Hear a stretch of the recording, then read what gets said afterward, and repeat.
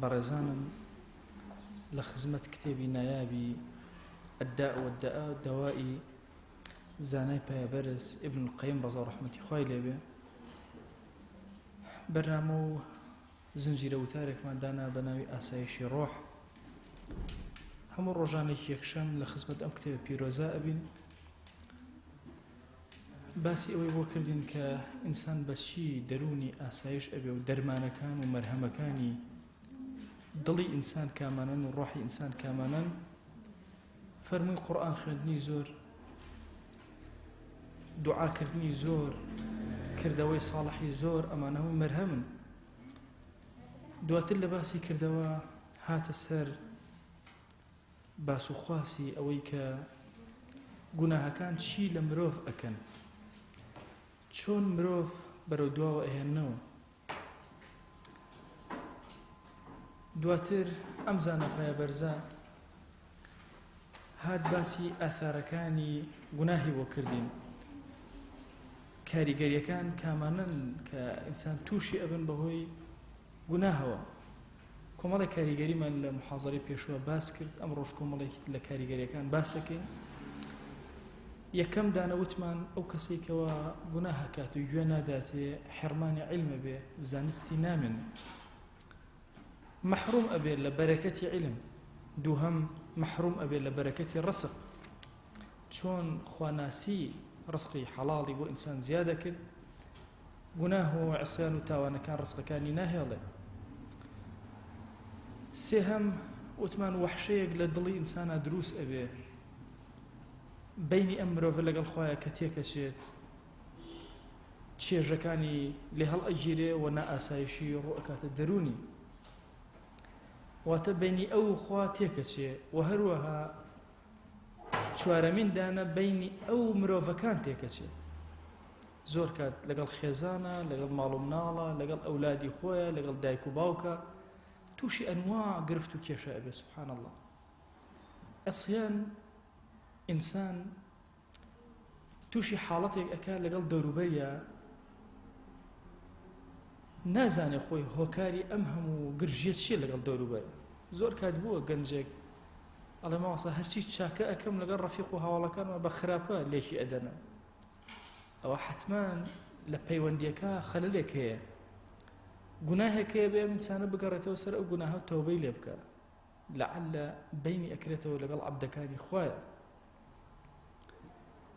ئەم چوار خاڵە لە دەرسی پێشووە بە درێژی باسمان کرد لە خزمەتانە. ئەمڕۆ خاڵی پێنجەم لە خزمەتیا ئەبین. ئەفەرمێ سبحان الله ئەو کەسی کە گوناهەکە دەستی قورسە بێت لە کار و کردەوەکانی، تەعسیر ئوموریه عەلەیه، ناڕەحەت ئەبێ بە زەحمەت ئیشەکان بەدەستیەوە نایە. فلا يتوجه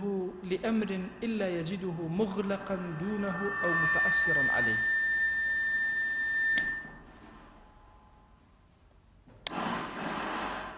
هەر کاتێک دەست بۆ هەر کردەوەیەک ئەبا، سبحان الله هەستەکە ئەم دەرگایە داخراوە لەو، یان زۆر بە زەحمەتیە بەدەستیەوە. چۆن ئەو کەسێکەوە ڕوو ئەکاتە خوا کارەکانی بۆ ئاسان ئەکات لەبەری ئەڕۆ، ئەو کەسەش کە عصیان ئەکات و سەرپێچی ڕەب العالەمین ئەکات، دەرگاکانی لێدا ئەخرێت. ئەو کەسەی دوور ئەکەوێتەوە لە خوا بەهۆی عصیانەکانەوە، وردە دەرگاکان بەڕوویە داخرێت. سبحان الله هەندێک جار عەبدێک وەکو ئیبن القەیم ئەفەرمێ ئەڕوات هەرچی دەرگاکانی خەیر و مەصالح هەیە هەر هەمویان لەسەری داخرێت، نازانێ بۆچی وای لێ هات، نازانێ لەکوێوە بڕوا سەرگەردان نەبێت. ئیلا پێویستی ئەم کەسە بەوەیە کە تەوبەیەکی سادیقانە بکە و بگەڕێت.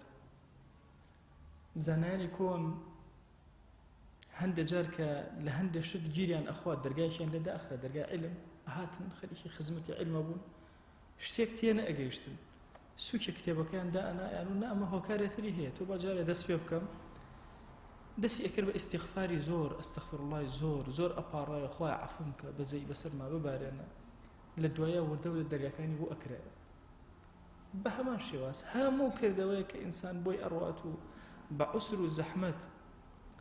هەندێک جارم حاڵاتە دروستە بێت نەک یعنی ئینسان هەندێک جار هەندێک کارێ حکمەتی تێیە خوا بۆی ناکە بەڵام هەندێک جار ئینسان حاڵەتێکی بۆ دروستە بێ دەسەبا بۆ هەر شتێ نایە بەدەستیەوە هۆکارەکەی چییە ئیلا عصیان و گوناهە و گەڕانەوەی ئێوە بۆ لای خوا جەل جەلالوه شەشەمین دانە سبحان الله هەندێک جار ئینسان تاریکیەک لە دڵیە هەست پێ ئەکا چۆن لە شەوێکی زۆر تاریکە دائەنیشێ چۆنە دڵی ئاوای لێ سبحان الله ئەفەرمێت چۆن چاو لە تاریکیە نابینێ ئیتر دڵیش نابینێ لە کاتێکە کە گوناهەکە تاعەتەکانی خوا نور و ڕۆشنایین گوناهەکان زوڵمەت و تاریکین هەر کاتێک تاریکیەکان زیاتر بوون وردە وردە وای لێت ئینسان تووشی حەیڕانی ئەوێ سەرگەردانە بێ ئەم ئاەتە پیرۆزەی قورئان ئەفەرمێ ئەو كظلمات في بحر لجي يغشاه موج من فوقه سحاب إذا أخرج يده لم يكد يراها باسی قوڵایی بەحرەکانەکە طبعا دلیلێکی زۆر بەقووەتە لەسەرەوەی کە قورئان دانرایی پێغەمبەری خوا نییە صلی الله عليه وآله وسلم چونکە شوێنەکەی پێغەمبەریان صلی الله عليه وآله وسلم شوێنێک نەبوو کە بەحری قوڵی تیابێ ئەگەر شوێنێکیش بێ بەحری قوڵی تیابێ کەس نهێنی پێی بە نهێنی ناو بەحرەکان نەئەبرد یەکەمین کەس کە نهێنی ناو بەحرەکانی دەرک کرد دکتۆر بەیبی کە ئەفەرمێ لە نزیک کالیفۆرنیا لەوێ چۆ ناو قوڵایەکانەوە پێی وایە یەکەمین کەسە کە چۆتە ناو قوڵایەکە ئەڵێ ئەم تیشکەی کە لەسەرەوە ئەیبینی تا مەسافەیەک بڕەکە لە خوارەوە دواتر وردە تیشکەکان نامێنێ لە ئەخیرە تاریکیەکی وا چڕ لایتەکان ئیش ناکەن کارەباکان ئیش ناکەن قووەتەکان نامێنن ئەفەرمێ سبحان الله ئەڵێ کە زۆر چوومە خوارەوە ئەڵێ هەستم کرد خەریکە هەستەکانم لە دەست ئەدەم دەست دەرئەهێنم نازانم دەسم لەکوێوە طبعا ئینسان ئەگەر دەستی نەبینێ لەگەڵ هەست نەکا بە دەستی زۆر جیاواز ئەوەنە تاریکەکە چڕە بووە تووشی سەرگەردانی ئەکردم نەمەزانی دەستی خۆم لەکوێیە خوای جانش لە قورئانە فەرموویەتی ئەو كظلمات في بحر لجي ئیش و کاروباری کافران وەکو تاریکی ناو دەریاکان ئاوایە ئەوەندە تاریک ئەبێتەوە جار بەجار تاریکە بێ ئیذا ئەخرج يده لم يكد يراها هەر نازانێ دەستی لەکوێوە هەستی پێ ناکە ئەوەندە چڕ ئەبێتەوە تاریکەکە سبحان الله ئەم مەسەلە ئیذا ئەخرج يده لم يكد يراها و تاریکەکانی ناو دەریا چۆنە والله گوناهیش ئەوە گوناهێکەکەی گوناهێکی بچووکە کەمێک چوویتە ناو تاریکی قورستر تاریکی زیاتر سبحان الله جاری وایە ئینسان ئەگاتە حاڵەتێکی ئەوها ئەوەندە تاریکەکان لەسەری چڕ ئەبنەوە هەست بە دەستی خۆی ناکە بۆیە ئەو کاتە حەیران ئەبێ سەرگەردان ئەبێ زوڵمەتێک و ڕەشایەک دڵی ئەگرێ حتا وەکو ئەکەوێتە ناو بدعە و گومڕایەکانەوە هەندێک جار بە هیلاکە ئەچێ بەخۆی نازانێ وەکو کەسێکەوە کوێر بێت دەستی دەربێنە لە شەوێکی تاریکە و بە تاقی تەنها بێت کە نازانێت چی بکە و دەست بۆ کوێ بەرێەوە احتیمالە ئەو شوێنەی کە ئێوە بۆی بڕوان نزیکەوێتەوە دەست بدا لەو دەرگایە یا با بڵێن ئەو دیوارە لەوە ئەچێەوە ئیتیجاهێکی ترا بڕ فەقێبم لە هەولێر دەرسم سەعیم ئەکرد سبحان الله لە پێش چاوم وردە دنیا تاریک بوو تاوای لێ هات تەواو دنیا ڕەش بوو هەچم نەئەبین تەسەوڕکەن ئەم ویست بڕۆم بۆ لای قادرمەکان بیدۆزمەوە ئەڕۆشتم دەسم ئەهێنا ئەبرد هیچ دیوارە بەر دەسم نەئەکرد نەم ئەزایی لەکوێ دانیشتوم ڕوو بکەمە کوێ بم ئیتیجاها بە حسابی خۆم ئەوە ئیتیجای قادرمەکانە بۆی ئەڕۆم تۆمەز بە ئیتیجای هۆڵەکە ئەڕۆم ئەوی زۆر دوور و درێژ بوو هەر چووم هەر نەگەیشتم تأكيد بوم أوانية ولا يكتر هاتم دەی هەتا هەرچۆنە بوو دەسم گەیشتە لای پەنجەرەیەک و بە دیوارەکانە کەمە دابەزیم نەم ئەزانی چی بکەم سەرەتای گەرمبوونم بوو بۆ خوێندن ئەم حاڵەتەم بەسەرا هات بڕوا بکەن هەتاوەکو حەمامەکەم دۆزیەوە لە قاتی خوارەوە زۆر ماندوو بوو نەم ئەزانی چونکە قەت بەسەرمان نەهاتبوو بیرکەمەوە ڕۆژێک ئەگەر من کوێر بم چۆن بسمام حەمام نەم ئەزانی چی بکە لە حەمامەکە هەرچی دەسم ئەگەڕا سوبحان الله بەلوعەکەم نەئەدۆزی ئەی خۆی باشە ئەم بەلوعای لە چه ئاستێکا بوو بەرزتر بوو نزمتر بوو لەسەرەوە بۆ خوارەوە دەسمێنە سوبحان الله نەمەدۆزی هەتا لە ئەخیرا بەلوعەکانم دۆزی و دوایی وردە وردە چاوم تروکایەکی تێکەوە زۆر سوپاسی خۆم کە لەسەر تروکای کاتێک کە سوم خەوم لێکەوت زۆر خەفەتم خوارد زۆر دوعام کرد چاوم کردەوە چاوم ئەیبینی تەسەوڕکەن ئەگەر شەو ڕۆ لە سوژدا بم خۆشی ئەو لەحزەیەم دەستگیر نابێت واللهی ئینسان جاری وایە تووشی گوناه هەبێ ئەچێتە ناو گوناهەکانەوە ڕێک چۆن کەسێک کە تازە کوێر بوو بێت چۆنە ئەوەی لێ سەرگەردانە بێ حەیرانە بێ نازانێت چی بکە زوڵمەتێ لە دڵیا دروست ئەبێ بە هیچ شێوازێ ئەم زوڵمەتە لا ناچێت ئللا مەگەر ئەم کەسە بگەڕێتەوە لای خوا حتا لەگەڵ گوناهەکانە بڕۆی زوڵمەتەکە زیاتر ئەبێ تاریکەکەی دڵە زیاتر ئەبێ پەیوەندی و لەگەڵ خوایە خراپتر ئەبێ عبدالله کوڕی عباس ابن عباس رضا و رحمەتی خوای لێ بێ ئەفەرمێ ئین للحەسەنەة ضیاء في الوجه بەخوا ئینسان کە چاکەیەکە جوانیەک نورێ ڕووناکیەکەوێتە نێو چاوانی ونورا في القلب روشنايك ونورك يتناو ضلي وساعة في الرزق رزق سروة ساماني زيادة وبركتك وقوة في البدن هزءك لا شيء ومحبة في قلوب الخلق وخوا كواز لقناها يعني وحسنك أخوا لنا ضلي عبد كان أم أنيج عبد كان خوش يعني ببي أو هيجي بوكر دب لنا ضلي أنا أي نيجي أفرمي وإن للسيئة سوادا في الوجه سيئة وخراباش رشايق لنا وتوانا دروسك وظلمة في القبر والقلب دو تاريخي لقورتا تاريخي لدلطا دوانا بو دروسة بي ووهنا في البدن لا شعر زيني ونقصا في الرزق رزق ببركة أبي وبغضة في قلوب الخلق سبحان الله للدڵی ئیماندارانە هەڵە کەندێ ئەم کەسە خەڵک ڕقی لێ ئەبێت بۆیە ئەم خاڵی پێنجەمە زۆر گرنگە ئاگامان لێبێ ئەو زوڵمەتە لە دڵمانە دروست بوو ئەبێ پەیوەندیەکە یەکسەر هەستکەین غەڵەتێکەیە تەوبەکەین و پەیوەندی لەگەڵ ئەوە دروستکەینەوە ئەگەر پەیوەندیمان لەگەڵ خوا یانە پچڕا زۆر شت لە دەست ئەدەین زۆر جوانی هەیە ئیتر ئێمە نایبینین وەڵاهی کەسی ساغ و کوێر چۆنە ئەو کەسێک کەوا عسیانەکە لەگەڵ ئەو کەسێک کە عسیان ناکە ئەوەندە جیاوازن لە ژیان ئەوەندە ئەمیان چاوی جوانتر ئەبینێ ئەوەندە ئەم زیاتر خواناسیەکەی چێژی لێ وەرئەگرێ پەیوەندی لەگەڵ خەڵقا باشتر ئەبێ خاڵی شەشەم ئەفەرمێ سبحان الله عسیان خراپەکاری دووشت لە ئینسانە وێرانەکە لایە دڵ کاولەکە لایەکیش لاشە ئەڕزێنە لاشە قورسە بێ ئەنواع ئێش و ئازار و نەخۆشی و مەسائب و ئینسان چەند لە گوناهەوە نزیکە بێتەوە ئەوەندە زیاتر لاشەیدا ئەڕزێن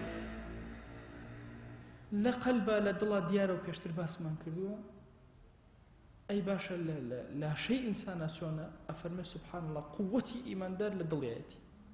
چەند دڵی بەهێز بێ ئەوەندە لاشەی بەهێز جارێکتر عەرزم کردووم بەرنامەی ئیسلام بەرنامەی ژیانە پێغەمبەریان صلی الله عليه و آله وسلم کە کولی ئیسلامی تەطبیق کردووە 63 ساڵ چەند تاڵێکی کەم سپی کەوتە ناو ڕیشەکەی لە هەندێک ڕوایەتە ئەفەرمێ ژماردن 27 بوو هەندێک ئەفەرمێ 32 بوو ئەوەنە کەم بوو هەر ئەوەنە چەند تاڵە بۆیە ئیسلام بەرمەجەیەکە بۆ حەیاتی ئینسان ئەگەر هاتوو ئەم بەرمەجەی جێبەجێ کرد زۆر بە ساغی و صافی زۆر بە جوانی لاشەکەی ئەپارێزێ وەکو عەرزم کردن کەسێک مۆبایلە کڕە پێ ئەڵێن ئەوەنە سەعات بێ لە شەحن خۆ ئەگەر ئەوەنە سەعاتیش نەیە لە شەحن هەر ئیشەکە بەڵام ئیشەکەی کەمترێکە بالضبط ئیسلام ئەوە لە محاضەرێکە باسی ئەو فەرمایشتەی پێغەمبەریانم کرد صلی الله عليه وآله وسلم کە ئەفەرمێ ئەمەڕەنا ئەن نەحتەفی ئەحیانا پێغەمبەریان صلی الله عليه وآله وسلم ئەمری پێگرن هەندێک جار بۆ پێ پەتی بچین بەڕێوە ئافرەتێک تازە خوای گەورە هیدایەتی دابوو سومان بوو هاواری بوو وتی ماوەسا واللهی ئەم ئیسلامەیەوە زۆر زۆر عەزیمە من چوومە تاران ئەم قسەیان پێوت پشتم ئێشەیەکم توش بوو هەتا تاران چوم ئەمەم جێبەجێ کرد چاک بوو ئەمەڕەنا ئەن نەحتەفی ئەحیانا ئەمری پێکرد هەنێک جار بە پێ پەتی بڕۆ بەڕێوە هەموو وتەیەک وشەیەک کردەوەیەکی پێغەمبەریان صلی الله عليه وسلم لە بەرمەجەی ئینسانە. بۆیە لاشەی ئینسان وەڵاهی ئەرزێ کاتێک کە گوناهە کات و پەیوەندەکەی لەگەڵ خۆیان تێکەچێت. ئەفەرمێ حتا ئەو کەسێکی فاجرت بینی ئەگەر لاشەی زۆر بەهێز بێ فهو أضعف شيء عند الحاجة لە کاتی پێویستیە ڕێکدا ئەڕمێ. من زۆر کات کەسێکم بینیوە یعنی سێرم کردووە مصیبەتێکی بەسەر هاتووە دنیا بەسەریا داتە پیوە، ئەوە لاوازی دڵە. ئەگەر نە کەسی ئیماندار ئەزانێ هەرچی مەسائبیشە ڕووی تێکا بێخاوەن نییە کەون، گردون بێخاوەن نییە، مرۆڤ بێخاوەن نییە، بۆیە زۆر بە ئارامی هەڵس و کەوتەکە ضعیف نییە لە بەرامبەر ئەو مصیبەتانەی کەوا ڕووی تێکە. سبحان الله هێزەکەی ئەو کەسەی کە فاجرە هیچ ئیسفادەیەکی لێ ناکە لە کاتێک کە پێویستی بە هێزەکەی هەیە. ئەفەرمێ زۆر کات هەبوون پاڵەوانی زۆر گەورە لە جەنگە ئەهاتنە پێشەوە لە ئاستێکی زۆر بەرزا و هێزێکی زۆر پتە و ئەویان هەبوو موسڵمانێکی زۆر لاواز لە بەرامبەری ئەیشکاندن. ئەفەرمێ هۆکارەکەی ئەگەڕایەوە بۆ هێزی دڵ، ئەمیان هێزی دڵی زۆر بەرز، ئەویان دڵی زۆر لاواز. کۆتا خاڵ لە خزمەتانە ئەفەرمێ گوناه وردە ڕاتێکێشە دوورە ئەخاتەوە لە تاعەت. وەختی خۆی ئەیانوو قسە ڕائەکێشێ، بەخوا گوناهیش گوناه ڕائەکێشێ و لە تاعەت دوورە ئەخاتەوە. ئەم گوناهە ئەکەی سەر ئەکێشێ بۆ گوناهێکی تر، ئەو سەر ئەکێشێ بۆ دانەیەکی تر. وەختی خۆی ئەیانوت لە کوردەواریە ئەیانوت درۆیە بە 1000 درۆ پینە ناکرێت. جارێ ئینسان درۆیەک لە زمانی دەرەچەیکە هەتا پینەیەکە مەجبورە یەک کۆمەڵ درۆی تر کە هەتاوەکو پینەیەک. یان جاری وا هەیە غیبەتێک ئەکەی دەیان غیبەتی تر و بوهتان و قسەی خراپ و دڵتاریکی و هەموو یە بەدوایە. جاری وا هەیە نەزەرێک ڕاتێکێشێ ئەدبا تووشی ئەنواع جۆری گوناهت ئەکە. نامەیەکی زۆر بەسیط کە ئینووسیت تووشی زۆر گرفت و کێشە و مەشاکلت ئەکە. بۆیە ئەفەرمێ کۆتا خاڵ حرمان الطاعة والله بەهۆی گوناهەوە واد لێ ناتوانێ عەبدایەتەکان جێبەجێک. بەخوا ئەگەر هات و هەموو ئەم گوناهانەی کە ئینسان ئەیکە ئەگەر هیچ عقوبەیەکی نەبێت تەنها ئەوە نەبێ کە لە تاعەت دووری ئەخاتەوە ڕێگای تاعەتێکی تری لێ ئەبڕێ. ئەفەرمێ بەسە بۆ ئەوەی کە ئینسان واز لە گوناهەکان بێنێ. بەخوا جاری وایە ئینسان ئەیەوێت تاعەتێ بکە سێرەکە پێی ناکرێ، گوناهێکە، گوناهی دووهەمەکە لە تاعەتێکی تر دوورەکەوێتەوە، سێهەمەکە لە تاعەتێکی تر دوورەکەوێتەوە هەلومە جەڕە. وەڵا جاری وە هەیە گوناه زۆرێک لە تاعەتەکان لەدەست ئەدا لەو ئەچێ ئەو تاعەتە بە ئەندازی هەموو دنیا باش بێ بەڵام لەدەست تۆ دەرەچێ. بێزە بەدۆکو کەسێک ئاوایە بیەوێت زۆر توونی بێ بۆی توونەتەکەی خۆی بشکێنێ، شتێ بخوا شتەکە زۆر سوێر بێ، ئاویشی دەست ناکەوێت ئەوەندەی تر توونەتەکەی زیاد دەکە. شتی دووهەمە خوا سوێرە بە هەمان شێواز کاتێک ئەزانێ ئەوەندەی تر لە ئەو دوورەکەوێتەوە لە توونەتی نزیکە بێت. گوناهەکانیش بە هەمان شێواز جار بەجار ئینسان دوورەخەنەوە لە تاعەت و عەبدایەتی خۆ. بەخوا ئەگەر نوێژی زوحات نەکرد دڵنیا بە لەوەی خەلەلێک هەیە، گوناهێکت هەیە منعی کردووی لە نوێژی زوحا کە پێغەمبەریان صلی الله عليه و آله وسلم ئەفەرمێ بۆ نیعمەتەکانی بەدەن هەر هەمووی چی نیعمەت هەیە بەسەر تۆ؟ ئەڵێ پیاوچاکێ دانیشتە بوو نیعمەتی ئەژمارد. ئەڵێ دانیشتە بوو وتیان ئەوە چی ئەکەی؟ وتی وەڵا لە دوێنەوە دانیشتم نیعمەت ئەژمێرم. وتیان چەندێکە ژمارد؟ وتی 600,000. وتیان برا چەندە ژمارد؟ وتی هێشتا هەناسەم ژماردووە هیچ ترم نەکردو بەس هەناسەکان 600,000 هەناسەم ژماردووە. یعنی تۆ وەرە مرۆڤ ئەم هەموو نیعمەتەی خوا جەلەجەلاوە بەسەرتەوە بە دوورکە نوێژی زوحا شکری خوات کردوێ لەسەری. وەرە دوورکە نوێژەکە نەکەی. چی وا لێ ئەکام دوورکە نوێژە نەکەی ئیلا عەسیان و تاعەتی تۆ ڕاگرتووە. وەرە شەو نوێژ ئەو هەموو فەزیلەتەی هەیە کەچی لاشات قورسە ناتوانانی شەو نوێژەکە بکەی. دوورکە نوێژی پێش نوێژی بەیانی خەیر من الدنيا وما فيها. لەوە ئەچێ بڵێن ئێستا جاران ئەیانوە حەمەقودۆی مووسڵ ئەترێنەوە ئەو یەکەم دەوڵەمەنە وا بوو زەمانی کۆن. باشە ئێستا لەوە چێ کەسێ بڵێن وەڵا کاکە نیوەی هەڵەبجە هی ئەوە بڵێن ئەی ماشا ئەڵڵا چەند شتی زۆری هەیە. بڵێن وەڵا هەموو هەڵەبجە هی ئەوە ئای ماشەڵڵا لەو زۆرترە بڵێن کاکە هەموو کوردستان هی ئەوە ناوەڵا هەموو عێراق ناوەڵا هەموو خەلیجی عەرەبی ناوەڵا کورە لەوەش زیاتر هەر نیوەی دنیا هی ئەوە ناوەڵا تۆپە خڕەکەی زەوی هەر هەموو لە گیرفانی ئەوە لەوەچێ وڵای ئەم کەسە زۆر دەوڵەمەندە بەخوا و کەسەی دوورکات نوێژ پێش نوێژی بەیانیەکە لەو کەسە دەوڵەمەندترە پێغەمبەریان صلی الله عليه وآله وسلم فەرمێ خەیر من الدنيا باشە وما فيها هەموو دنیا پێکەوە ئەوەشی تایەتی هەر هەمووی ئەو دوورکات نوێژە باشتر کوان ملیۆن لێرەکان یا بڵێم ملیارد لێرەکان کە دوورکاتی نوێژی بەیانی سونەتەکەی جێبەجێەکە چەند ئاسانە و دوورکاتە چەند ئەجری گەورەیە دەیوەرە گوناه ئەوەندی ئەکا هەردوو دەسو هەردوو قاسە ئەبەسێ پێت ناکرێت سنەتەکان چوار کات سنەتی پێش نوێژی عەسر سبحان الله پێغەمبەریان صلی الله عليه وآله وسلم ئێستا ئەگەر لەناو ئەم مەجلیسا بێت و بڵێ دوعاتان بۆ ئەکەم دوعا نازانین بڵێن چ دوعایەکمە بۆ لەوەچی هەمومان داوای لێ بکەین بڵێن ئەی پێغەمبەریان صلی الله عليه وآله وسلم دوعای ڕەحمەتمان بۆ بکە ڕەحمەت بڕواکەن كومال رحم الله بيغمبريان هي صلى الله عليه وسلم رحم الله زور قولا دعاء أول يكيق لو أنا أفرمي رحم الله من صلى 4 قبل العصر رحمتي إخوان لو كسيت شوار كان نير لبيش عصر وقت يا باشا من شان محتاج بدعائك أو دعاء أو بطوءك يتكرم أزاني لنا رحمتي إخوان بيشان نزيكي لأخوة چه قوريك چەند ئاسانە ئینسان دابنیشێرە چەند دەقیقەیەکە 100 سەڵەوات بە دیداری پێغەمبەریان صلی الله عليه وآله وسلم بدە بڕواکە 100 جار بڵێ اللهم صل على سيدنا محمد وعلى آله وصحبه وسلم 100 جار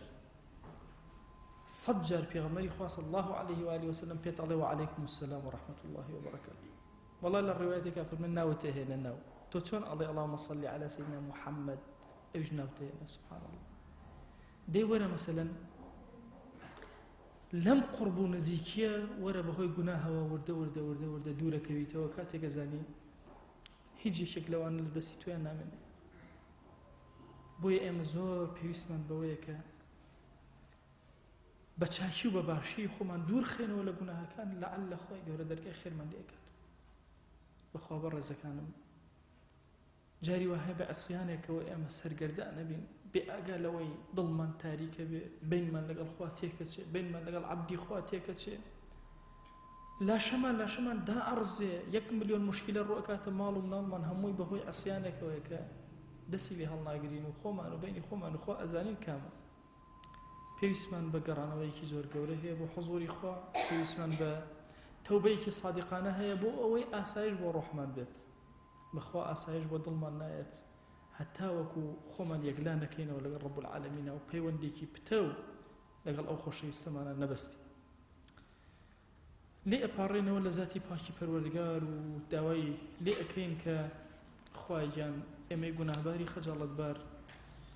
لە ئەم ڕۆژە مبارەکەدا و لە خزمەت ئەم کتێبە مبارەکەدا بڕێک لە ژیانی خۆمان لەبەر خاتی تۆ سەرف کرد و